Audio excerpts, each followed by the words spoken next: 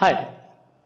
ये जो demo video आप आरडीटी का देख रहे हैं ये बेसिकली एक बहुत एडवांस टॉपिक है। नॉर्मल में आप लोग एक्सपेक्ट करते हो आरडीटी मतलब सम टेक्निक का हम लोग डेमो वीडियो दे देंगे। मैंने ये एक्सपेरिमेंट किया कि एक बहुत अच्छा टॉपिक जैसे ईस्ट टू हैबिट सिस्टम, ये भी आपने सुना हुआ है, लेकिन इस वीडियो के अंदर मैं आपसे ईस्ट टू हैबिट सिस्टम के अलावा yeast three hybrid system, yeast one hybrid system, yeast two hybrid के अलावा हम बात करेंगे ईस्ट थ्री हाइब्रिड, उसके अलावा ईस्ट वन हाइब्रिड सिस्टम, इन सब के बारे में बात करेंगे। इन टोटलिटी ये जो टॉपिक है ये है असल में आपका प्रोटीन प्रोटीन इंटरेक्शन, कि किसी भी प्रोसेस के दौरान प्रोटीन प्रोटीन इंटरेक्शन होता क्या है, ये एक्चुअली खेल है। इसके अलावा इसमें ढेर सारे वीडियो हैं जो हम लोग आरडीटी में डिस्कस कर रहे हैं, right from the starting from the positive selection, negative selection, reporter genes क्या होते हैं, बेसिक टेक्निक्स क्या होती हैं प्लाज्मिड आइसोलेशन की। प्लाज्मिड आइसोलेशन के बाद हमने इसमें वीडियो में शुरुआत में ही हमने वेक्टर्स के बारे में पूरी बात की है कि बैक्टीरिया बेस्ड वेक्टर क्या है, अगर ईस्ट बेस्ड वेक्टर्स बनाना है जैसे याक वगैरह वो क्या है। उसके बाद हमने इसमें अलग अलग टेक्निक्स के बारे में बात की है, right from the southern, northern, western, eastern, far western, far south western, इस तरह के ढेरों सारे तरह के नाम जिनके डिस्क्रिप्शन हमने लिए। उसके बाद हमने सीक्वेंसिंग और जो आपके बेसिक पीसीआर बेस्ड तरीके हैं, जो टेक्निक्स के नाम है वो लिए हैं, मार्कर्स लिए हैं, वो सारे वीडियो इस पर्टिकुलर फोल्डर के अंदर है। डेमो के लिए हम लोग सिर्फ ये पर्टिकुलर जो वीडियो है जिसको आप इस वक्त देख पा रहे हैं, ये वाला वीडियो हम एक्चुअली आपके सामने एक्सप्लेन कर रहे हैं कि ईस्ट टू हैबिट सिस्टम वाला अगर आप एक बार देखें और आपको लगे कि कंटेंट बहुत अच्छा है तो हमारी सीरीज में आप आगे प्रोसीड कर पाएं। एग्जाम पॉइंट ऑफ व्यू से काफी ज्यादा इंपॉर्टेंट है क्योंकि इसमें बेसिक सारे के सारे हैं और इस पर बेस्ड एक्सपेरिमेंट वाले क्वेश्चन आते हैं आपके, अगर आप आईआईटी जैम बीएल दे रहे हैं और आप अगर नेट दे रहे हैं, नेट का सेक्शन सी के हिसाब से इसको देख रहे हैं तो दूसरे एग्जाम्स में सामान्य तौर पर सिर्फ नाम आता है। जैसे अगर आप जेएनयू एंट्रेंस या बीएचयू एंट्रेंस वगैरह देख रहे हैं तो उसमें सिर्फ और सिर्फ नाम आएगा, उसके अलावा कुछ भी नहीं आएगा कि भाई काम क्या आता है। जैसे यहाँ पर हमने इसको ईस्ट टू हाइब्रिड से शुरू करा है, ईस्ट टू हाइब्रिड, और उसके बाद आ जाओ ये बैट एंड प्रे की पूरी स्टोरी है।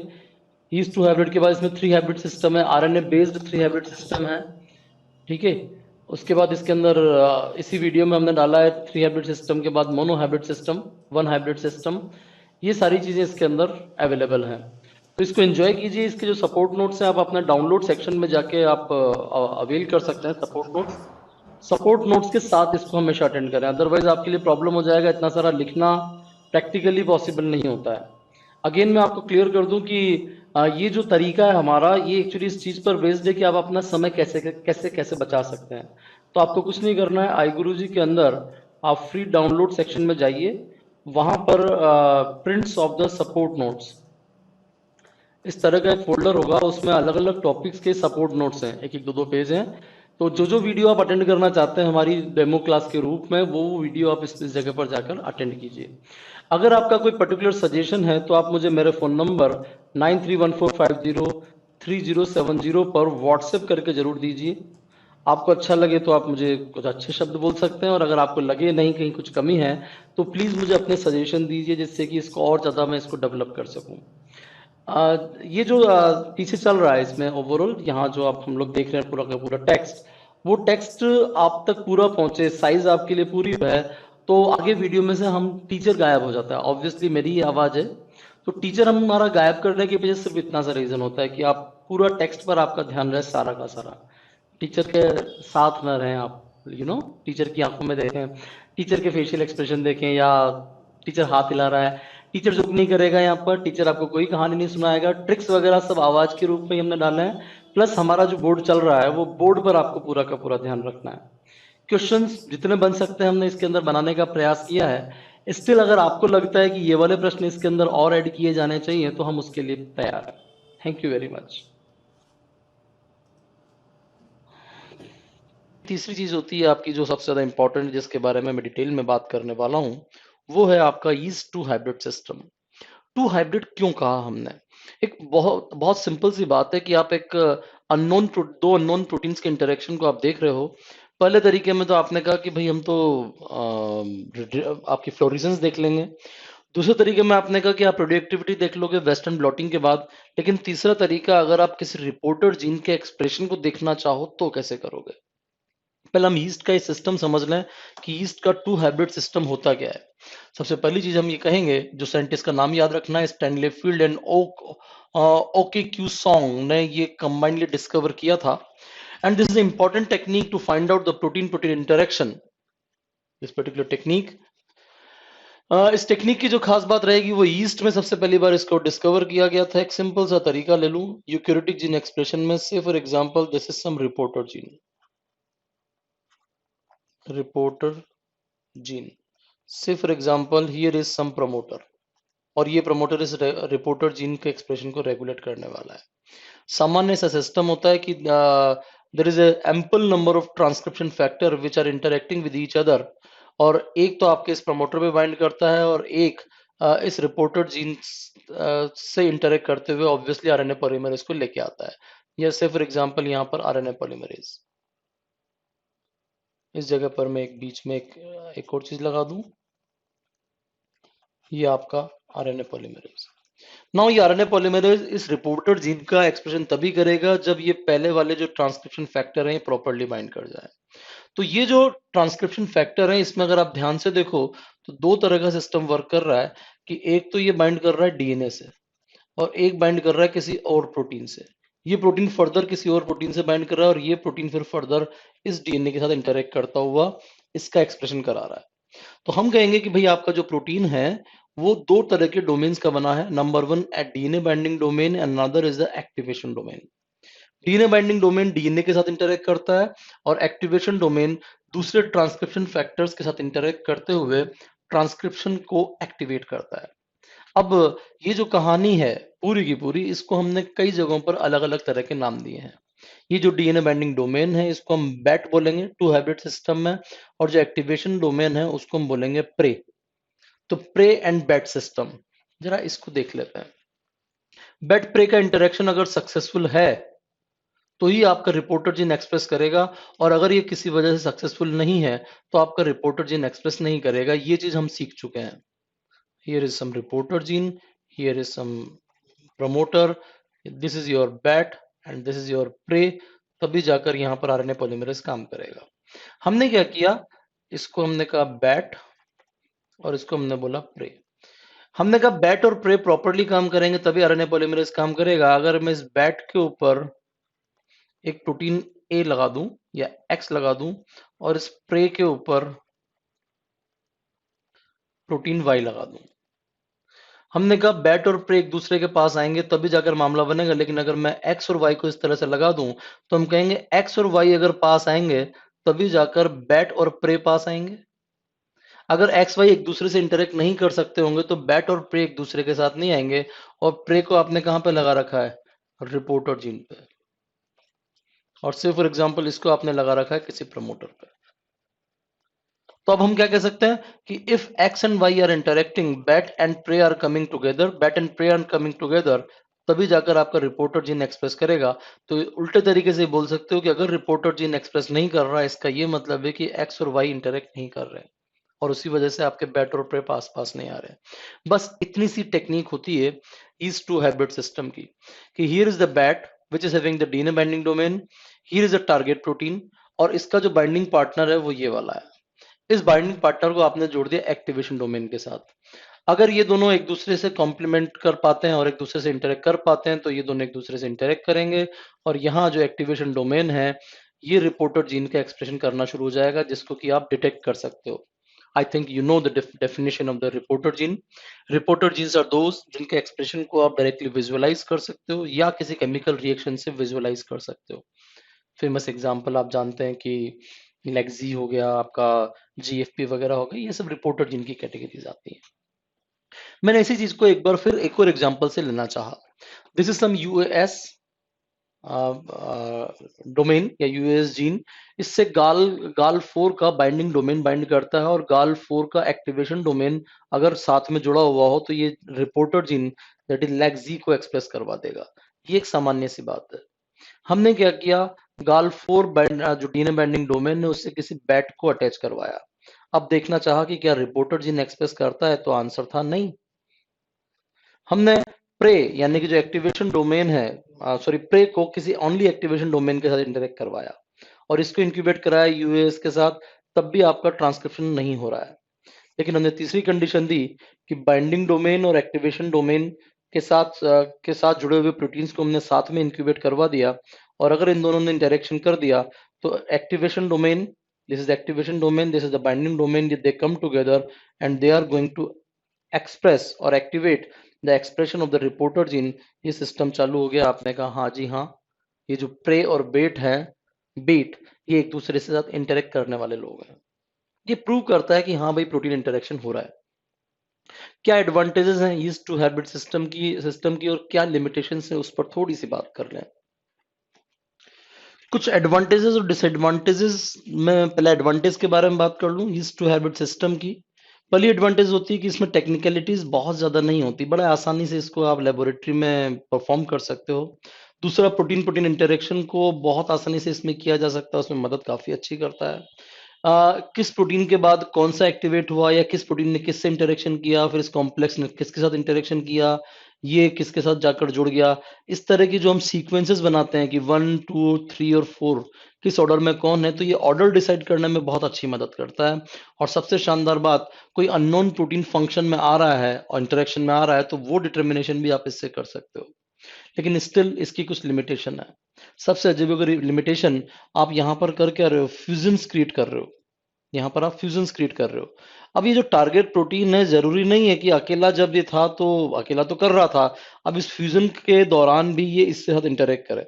हो सकता है ये जो साइट है ये बदल जाए, ये बंद हो जाए, या ये वाली जो साइट है ये बदल जाए, कुछ भी बदलाव संभव है। तो बदलाव अगर प्रोटीन के अंदर हो रहे हैं तो आपका ये जो ईज टू हैबिट सिस्टम एक काम की चीज नहीं होती।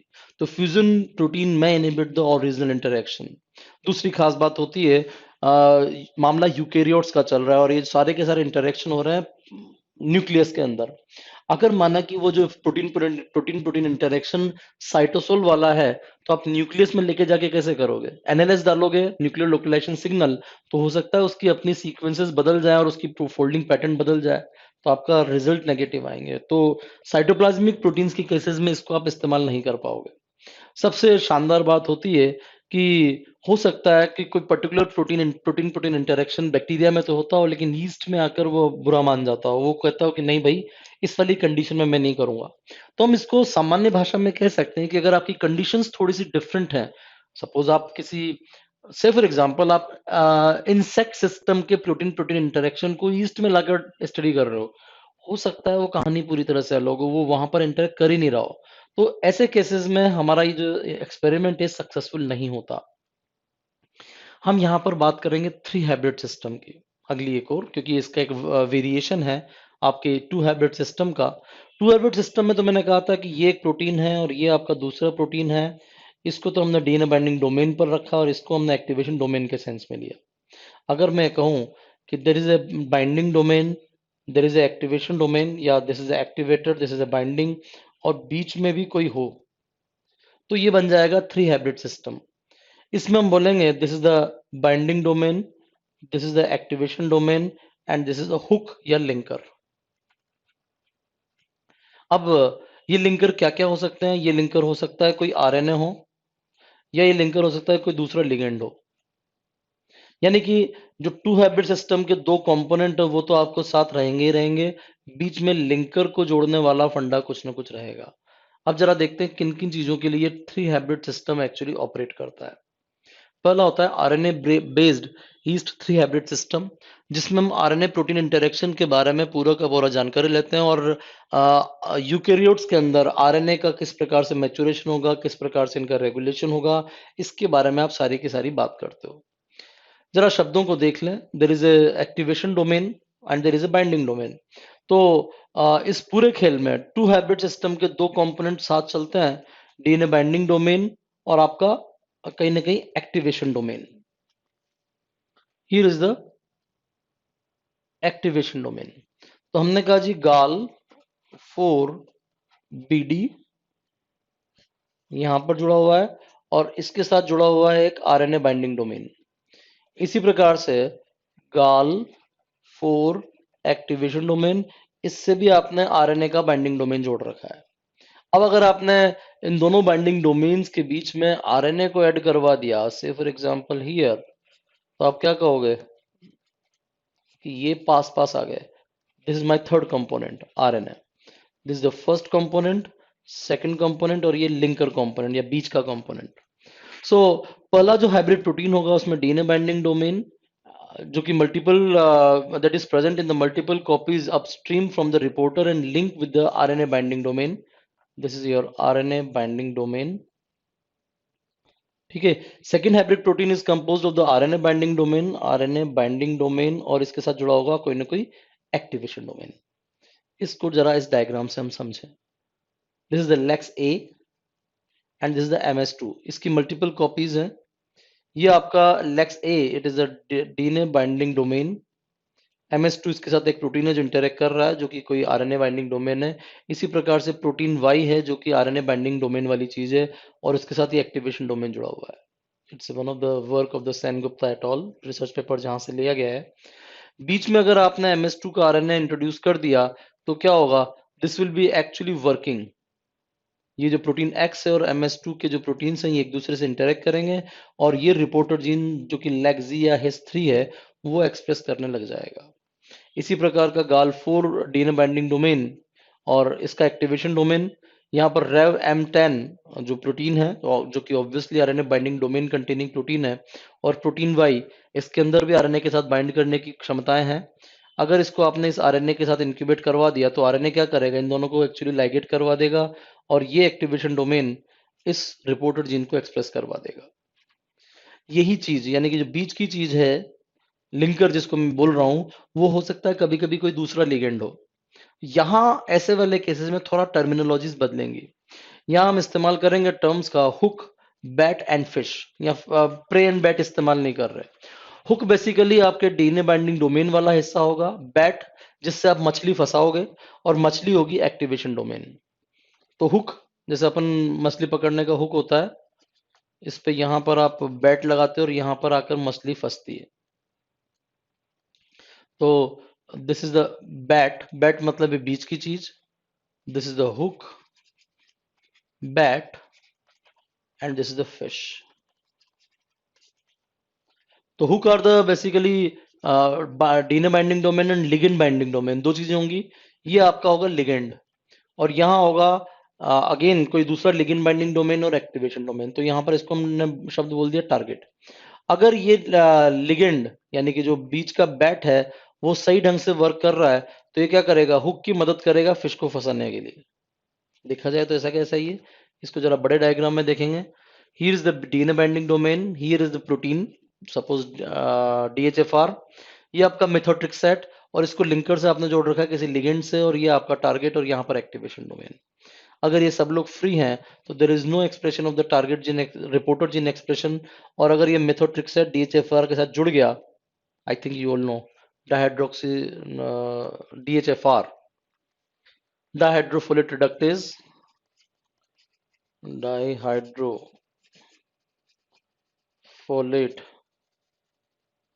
ये आपके न्यूक्लियोटाइड मेटाबॉलिज्म में आता है, dihydrofolate reductase. Methotrexate is a famous anti cancer drug. तो ये अगर इंटरेक्शन हुआ तो ये आपका जो थर्ड लिंकर वाली सिचुएशन है, ये क्या करेगी, इन दो लोगों को साथ ले आएगी, अगेन रिपोर्टर जीन एक्सप्रेस करने लग जाएगा। ये हुआ आपका ईस्ट 3 हाइब्रिड सिस्टम। लेकिन हमें एक और चीज डिस्कस करनी है, east 1 hybrid system. East 1 hybrid system simply एक चीज पर बेस्ड है कि अगर कोई प्रोटीन है और आप ये जानना चाहते हो कि प्रोटीन फलाने जीन एक्सप्रेशन में इन्वॉल्व है या नहीं है, या इसमें डीएनए बाइंडिंग एबिलिटीज है या नहीं है, तो आप क्या करो, इसको एक सिंपली एक्टिवेशन डोमेन के साथ इंटरेक्ट के साथ लाइगेट कर दो। ठीक है।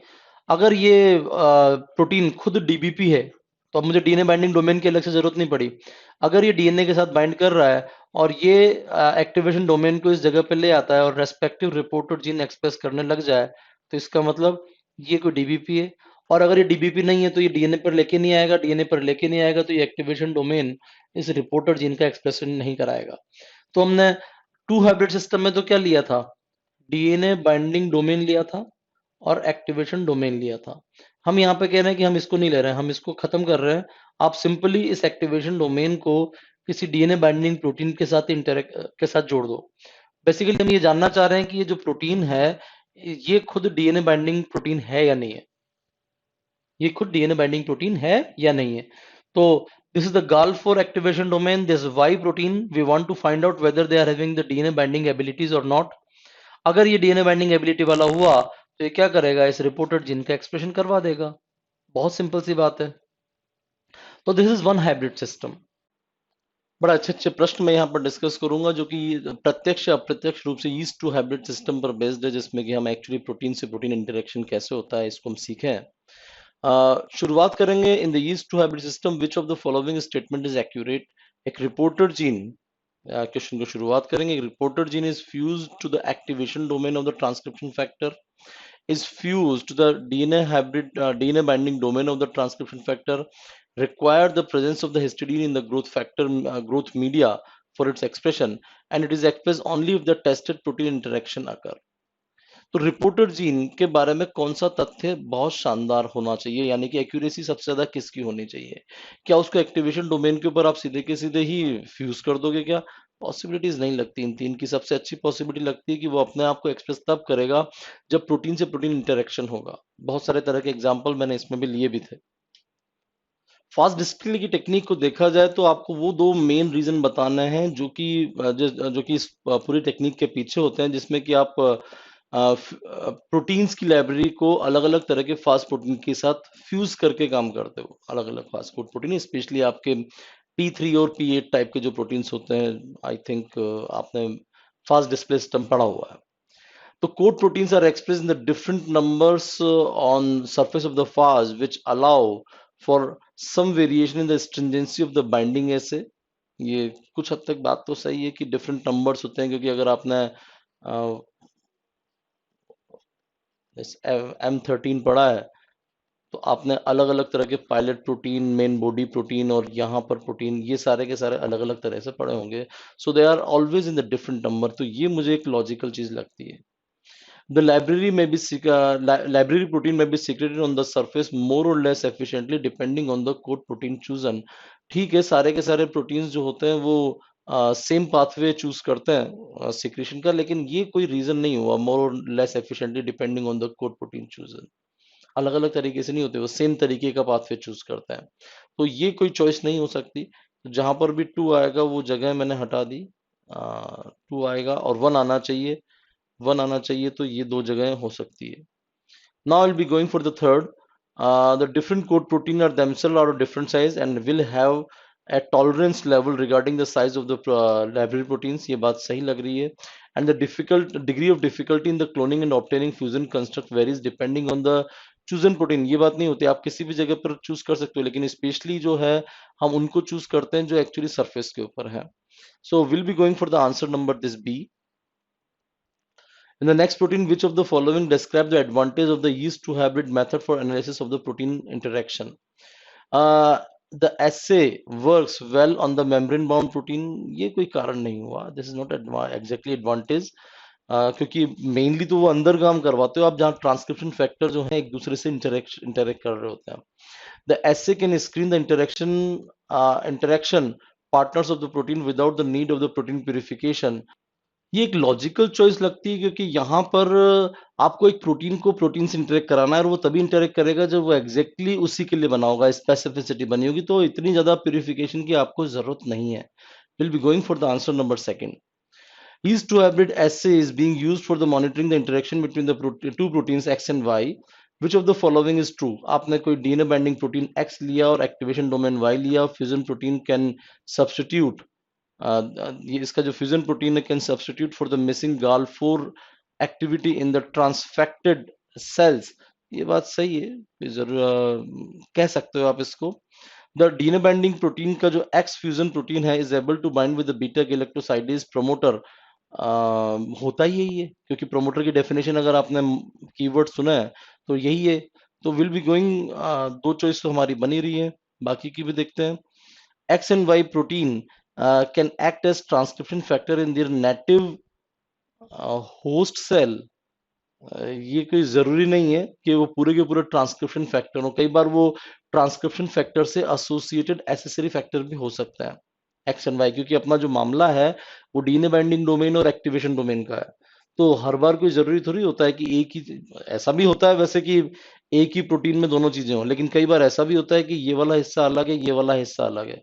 आपने अगर पूरा ईस्ट टू हैबिट सिस्टम सुना है, yeast cells will be able to utilize histidine supply of the growth medium and will be therefore survive upon interaction। ये कोई कारण नहीं हुआ। Will be going for the answer number second only।